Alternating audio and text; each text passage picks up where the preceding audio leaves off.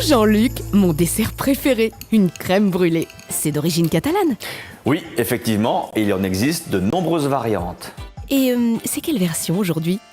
Une version délicatement parfumée avec la célèbre crème de whisky irlandaise qui lui donnera un goût chaleureux et corsé. Bon, la seule ivresse que l'on risque, c'est celle du goût. Ça me rassure. On va commencer à préparer l'appareil à crème brûlée. Verser le sucre et les jaunes d'œufs et on mélange pour les blanchir. Fendre la gousse de vanille en deux et récupérer les graines pour les incorporer à la préparation. Et hop, le lait, la crème et on n'oublie pas la crème de whisky. Et on fouette. Il faut juste faire attention à ne pas faire mousser. Donc on fouette délicatement. Promis, je ferai attention. Jean-Luc, c'est pas discret ça?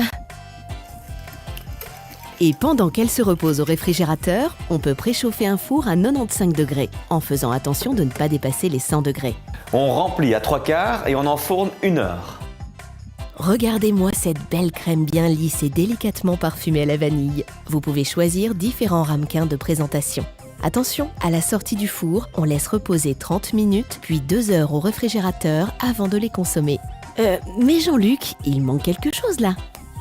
Il ne nous reste plus qu'à caraméliser, mais attention, cette opération doit se faire uniquement quand les crèmes brûlées sont bien froides. On dépose une fine couche de cassonade.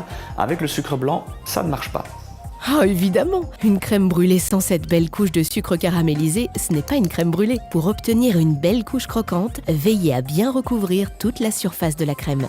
Le petit coup de chalumeau et oh, ça y est, ça caramélise.